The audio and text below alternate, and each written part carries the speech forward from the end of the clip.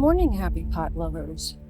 This is Pat Webb from Pat Webb's Pots. My channels on social media are Pat's Pot page. And welcome to Kiln Opening for Glaze Load number 30. If you're new here, I hope you'll consider liking and subscribing. I hope I earn your viewership. If you are already a subscriber, thank you so very much. I want to give a shout out to a couple more new YouTube channels, and I didn't bring my notes with me because I'm not that organized. So I'm going to put them up on the screen, and I hope that you will give them a follow. This is a wonderful community. We all stick together. We all help each other out. And it's hard to build a channel. So, I'm working hard to get to 1,000 subscribers. I'm a little over 700 right now, and I appreciate each and every one of you. But these people deserve your attention as well. And welcome to the community. This is a very caring and sharing community. I enjoy being here with all of you, and I hope you enjoy this kiln unload. So let's get into it. Right off the bat, and I'll put a picture on the screen, we have at least one disaster. Let's start with my kiln. Chubbs here is an old school kiln sitter type. He's a Paragon A88B, and he has an extension on top of him so that he's, I think, 30 inches, 18 inches across. And the top shelf only had really 2.5 elements. The third element was right at the level of the shelf. So we only got to a slightly more than cone 5. Cone 6 was just starting to go. So we're going to call this a cone 5. Tip for you guys, and I said this in other videos, if you put kiln wash on these kiln holders, your cones will come out without damaging the kiln holders in most cases, sometimes not, but it greatly increases the life of these guys. So just a thought. We're going to start with a disaster. Wah, wah, wah. Ran right off the shelf. So this was eggplant all over. And that is a Coyote, I believe. And then this is the Archie's line, Archie's Glazes. And they all have a tendency to run. Apparently, I was a little heavy-handed with this one, and I should have known that the texture would draw it down.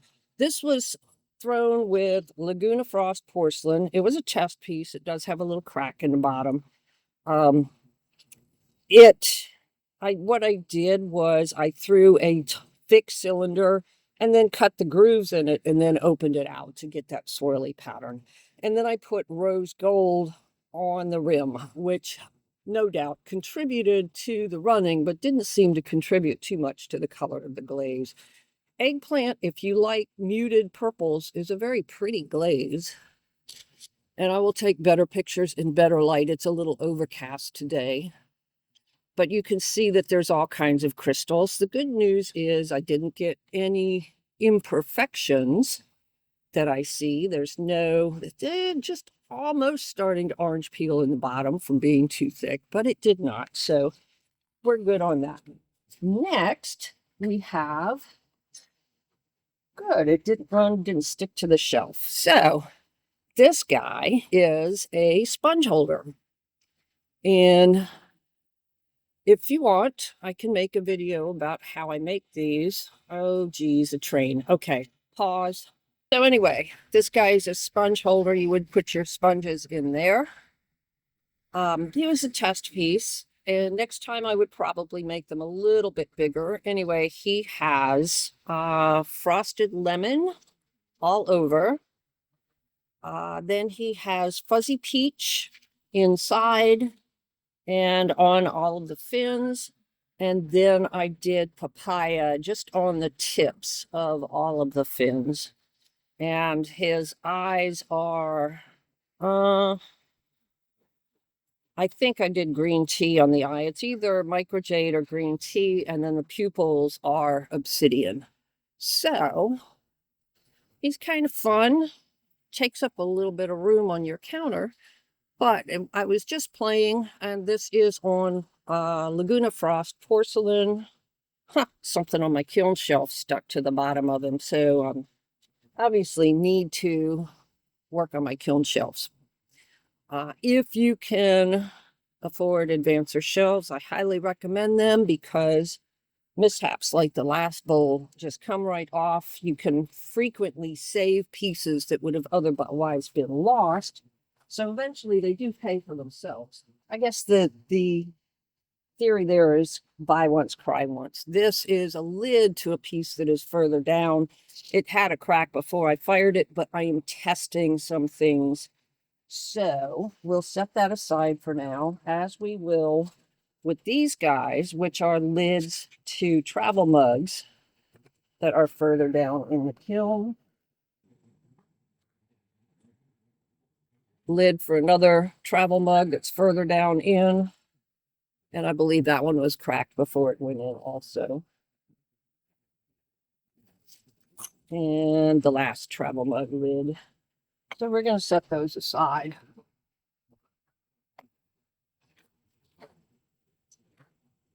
And let's see. These little doodads will be magnets. This is the Mayco sparkle engobe on the back, and there are sparkles. I don't know if you can see them. These were underglaze pens that I got off of Amazon that I was testing, and I will put a review up on those. But he's kind of fun. His hat is hydroscale. The white parts are micro pearl. This is micro champagne, micro ash on his hat, and then Stroke and Coat's hot tamale in the eyeballs.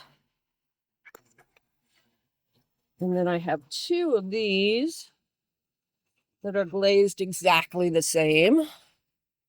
So we'll take a look at one of them. Again, they have the sparkle engobe on the back. And let me see if I can, oh yeah, catch the light and you can see some of those sparkles. So the trick to this, I've seen people post that it didn't really sparkle. So what Mayco says is you apply 3 coats, and before the 3rd coat is entirely dry, you kind of buff it up with your finger, and that brings the sparkles to the surface. And that seems to have worked. Again, we have micro pearl here, and then I did a little micro champagne on the cross piece.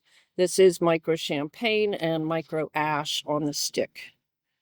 So, and I did little tiny red dots in the eyes, but they don't really show up. But these will be magnets. And we have several test pieces. This is copper float, and on the back, I did fuzzy peach over the copper float. And this is on Kentucky Mudworks Rue.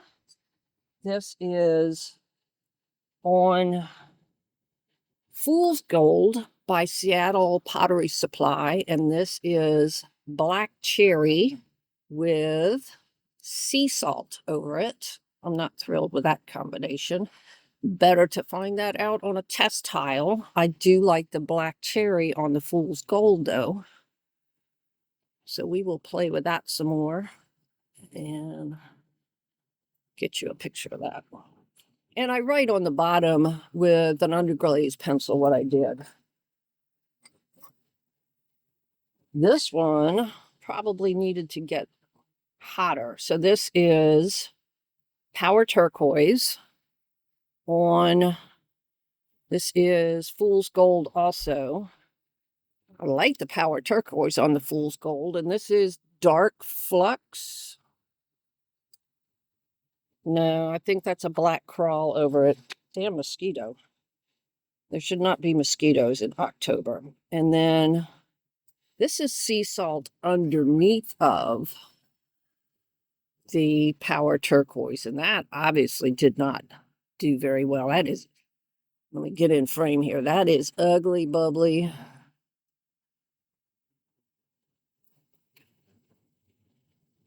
And I did not write what that was. That's what happens when you get in a glaze-a-thon. Here's another little trinket. This is just a little black cat that I have a silicone mold for, and he does have a hole. You can make them into earrings or something like that, but all the other ones broke, so I will have to make another one. And this is just a sparkle engobe on him. All right, copper float on speckled turtle and ginger over top of it. That's kind of an interesting combination there. I'm going to play with that a little bit further. I don't know if you can see it. And I have a pile of test tiles. I will have to do a series of videos with just the test tiles. Not all the test tiles made it into this kiln load. All right, this is, and I didn't even write on that. Well, shucks, because that's pretty.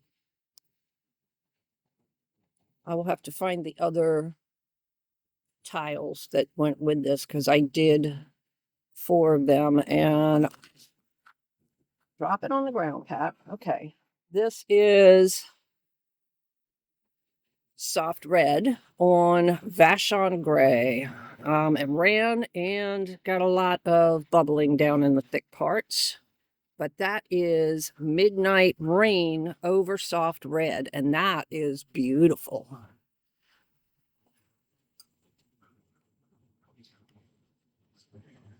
Ran like crazy, but it's beautiful. And this is 2 coats on this side and 3 coats on this side, and there is not any difference between 2 and 3 coats, so obviously go 2. This one is Coyote's turquoise matte, and on top of it on the other side is a black crawl. So that's their turquoise matte. I did get some bubbling on the fool's gold.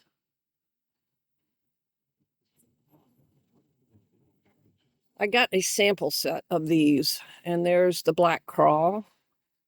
Very different from Amaco's black crawl. This is the, I want to say it's a Coyote set. Yeah. More textiles. Let's bring them around here. All right. This is black cherry. 2 coats, 3 coats, I believe. Shows the texture well, did not run, behaved very well. And then it's got seaweed over the black cherry, which didn't do a lot except it caused running. And that is why we do tests, right? This is copper float. 2 coats and 3 coats on Vashon gray from Seattle Pottery Supply. And this is pearl white over the copper float. Could be pretty. Brings out a lot of blues. Copper float. 2 and 3 coat on fool's gold. And it is under gunmetal green there, and that is very interesting. I will take better pictures of that. And we'll, like I said, do a video of just the test tiles. All right. This is soft red on Rue. And we have dark flux over the soft red. Not a huge fan. All right. One more thing on this shelf is a bowl. This is on Speckled Brown Bear. And this is how I keep track of what I'm doing. This is load number 30, and this is piece number 22. And then I have my notes so I can follow. And then if I have to go back and see what something looks like, I know what load to look at and what piece to look at for the glaze combination. Now, this turned out good in some ways and not good in other ways.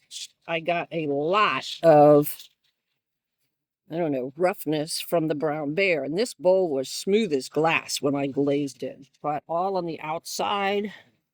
I don't know if this would go away if it got to a higher cone. I may refire this because I don't think it's usable. So what did I do on this bowl? So the whole bowl was covered with green tea inside and down to here. And then I took running hot chowder dots, and I'll put a picture of the pattern that I used. And then on the inside, I put textured autumn over it. And on the outside, I put autumn purple over it.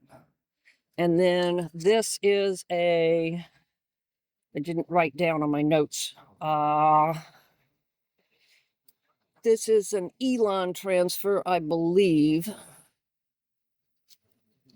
So I put the transfer on when it was just after I trimmed it.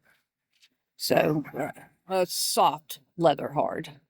And I put Amaco's Mixing Clear over the transfer. So that is that. I'm going to pause you and get this shelf out, and we'll take a look at the next shelf. And this is what we see in the next shelf. Not bad. Did not get to the temperature I wanted, but okay. So let's take a look. And colors first. Again, a 5, a good solid 5, 6 just starting to go.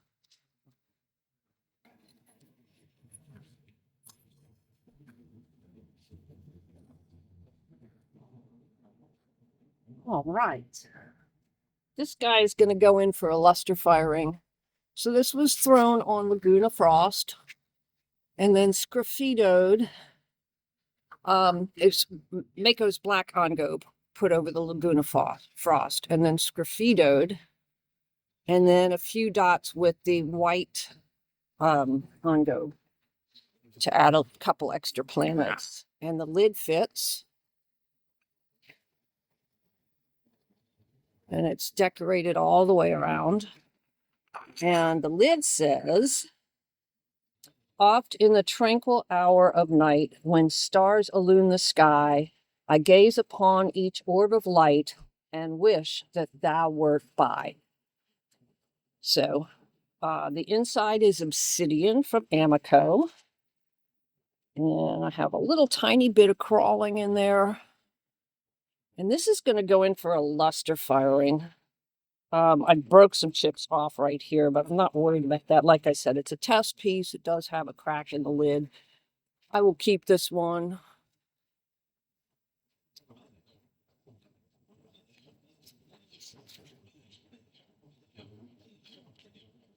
Yeah, I think that turned out okay. These are test bars, and I will weigh them as soon as I get done here. I have one for the Fool's Gold, one for the Vashon Gray. Further down, I have one for Brown Bear. Another test tile. This is soft red on speckled turtle. That's interesting. Obviously, do it lighter. We had 2 and 3. 2 is all you need. And then on the back, I had flux crawl on one side and sea salt on the other side. And both of those just increased the running. The sea salt gave it a little more blue, maybe? I don't know. But not worth doing again. Okay.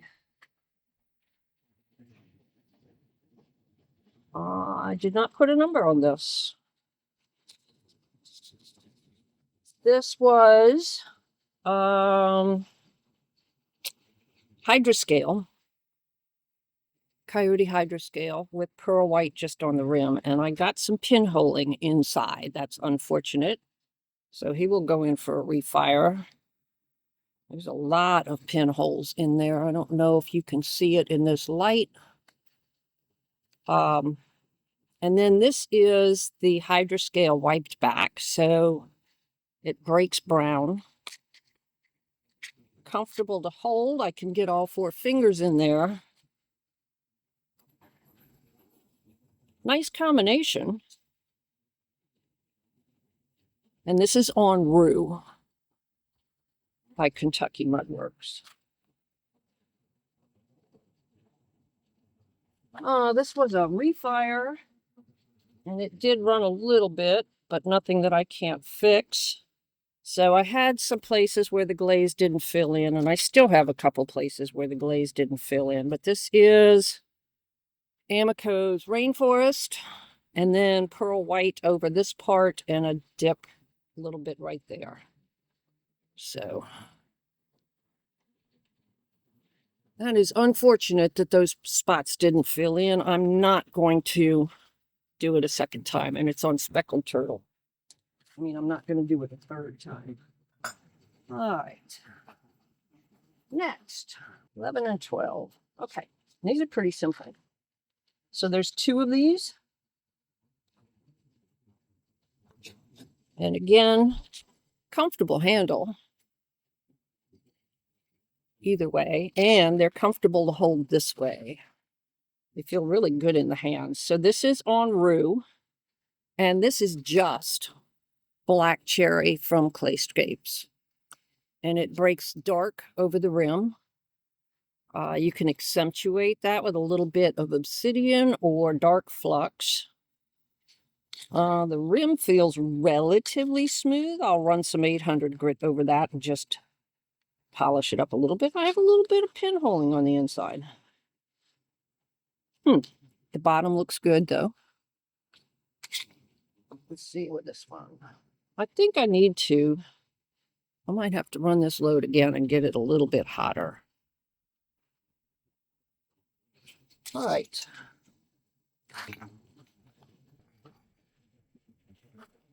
Let's see how this did. Ooh, that almost hit the shelf. All right, so this is a vase on Speckled Brown Bear. Did a fancy bottom. I put soft red in there and wiped it back, and it just gives it kind of a gloss and highlights the texture. The inside and down to about here was reactive red. Then from here to here was soft red with a little bit of overlap, and from here to here was pearl white with a little bit of overlap. And this was another that I did some texture in and then expanded it out. And I wanted to show off some of that brown bear clay. You can see how it ran down the texture, obviously. But I think the speed bump slowed it down with that bumpy texture. Okie doke. 20 minutes to get to.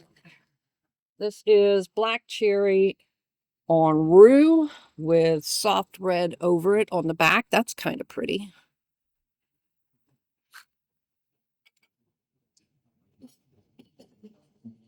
This one is soft red on Fool's Gold. That's interesting. And on the back, we have oatmeal on one side and Spanish moss on the other. So Spanish moss over it on this side and oatmeal over it on this side. Interesting that the Spanish moss ran more than the oatmeal did.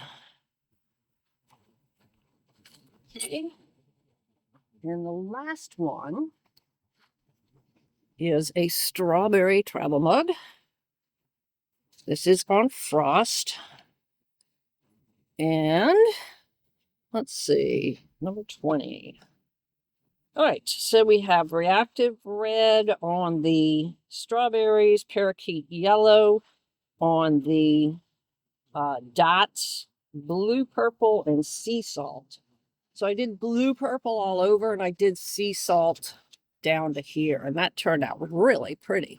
It is a little bit of a matte finish, but you got a lot of crystallization in there. It's really cool. I like that. Be warned, it does run. And this is the lid to it. And the way that it works is you tuck it under those strawberries, and it's not going to turn. I didn't leave myself enough room. Anyway, if it had worked, you would put a straw down in that hole. So there it goes. There it goes. So the lid helps keep your coffee or whatever hotter and keep it from splashing if you're driving. And you put a stainless steel straw down in there. And I think I put gunmetal green on the leaves. And then the flowers were one of the new Speckled Glazes. I'll put it on the screen. All right, I'm going to pause you while I get the next shelf. The jury is out on this shelf. I am still trying to like Aurora Green, and I am sorry that is not cutting it for me. That is so ugly on that mug. All right, cones. All right, so we got consistent all the way down. This is a little warmer, but still 5.5, which is unfortunate. I like to fire to 6. So, ugly first. Let's go with that. I don't know. It would be pretty masculine if it didn't have roses all over it. So the roses are magenta sky. These are ice blue. The underglaze pencils on there. And I forget which green I used on the leaves. I think it was green tea. And this whole thing, let's see, 19, is satin patina. Is it? Aurora green, magenta sky, green tea on the leaves and up to about here in a wavy line. Aurora green down to about here, sea salt all the way down. And this one is cracked all the way through, so not a usable travel mug anyway. And then I bet the lid fits though. The lid absolutely fits, wouldn't you know?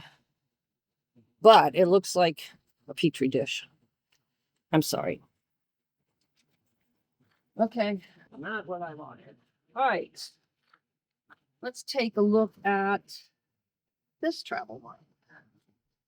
That's a little bit better. We have Cosmic Tea Dust and Night Moth on this. And this is just Night Moth.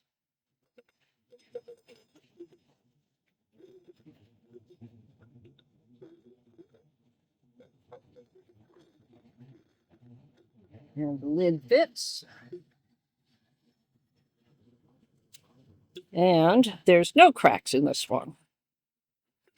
And I think that's Cosmic Tea Dust in there because I think I see sparkles. So 1 out of 3 is not a good track record.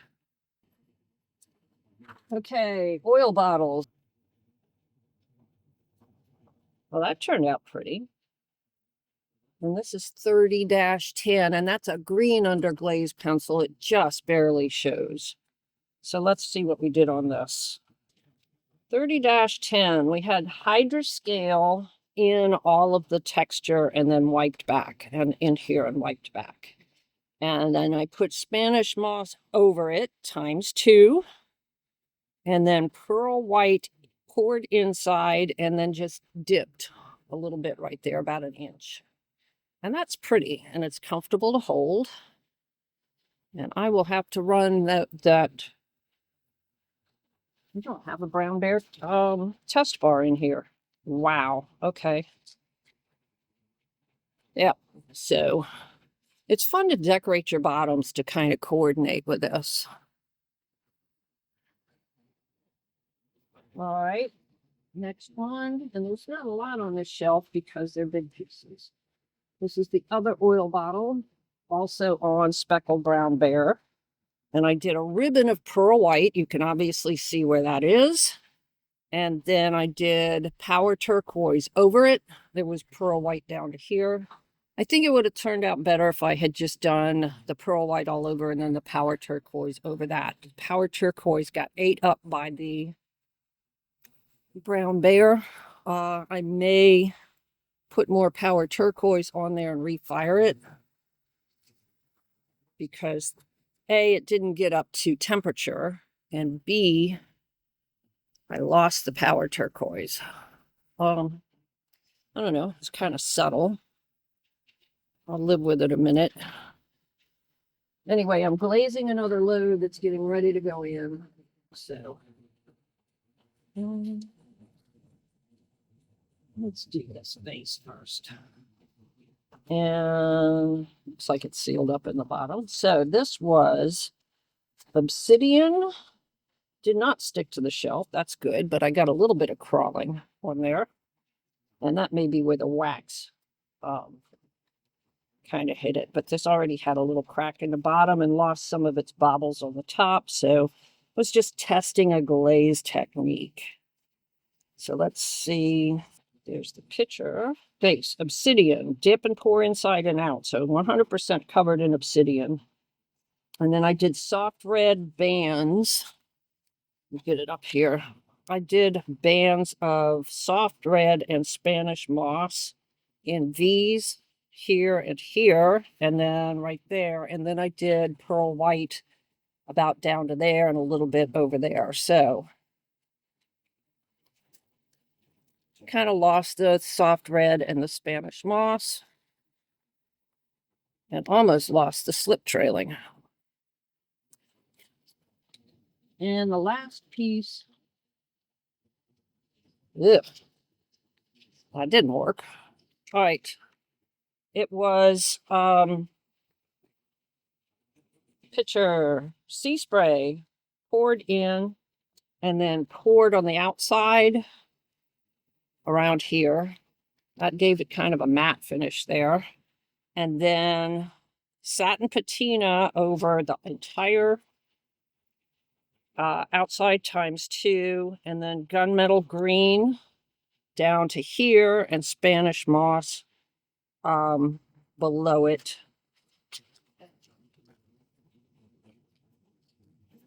Yeah, not loving that either. I don't like that green. It got kind of, almost reminds me of seaweed, which is not a pleasant green unless it's mixed with something else. But I like the inside. I should have just done the whole thing in the sea spray. And then this was satin patina on the leaves and down here. Okay, guys, that is it. I've got to get cleaned up. I've got 8 minutes to get to work. And I got to get all this stuff inside and get the kiln closed up because it is supposed to rain tonight, tomorrow, and the next day. So thank you for joining me for this kiln opening. I will put my combinations on the screen and put before pictures of the ones that I have before pictures of. And I'll cut out all the dead spots. So those of you that do these videos, you know that editing is probably one of the more time-consuming tasks. And that's saying a lot because pottery is a time-consuming hobby. But I hope it makes the videos more enjoyable for you. So if you stuck around to the end, I thank you very, very much. And if you are already a subscriber, I certainly do absolutely appreciate you guys. And if you're not a subscriber, please hit those buttons, ring those bells, and join me for the next kiln opening, because there should be one very soon, assuming I can get the video edited. Stay centered, y'all. Bye.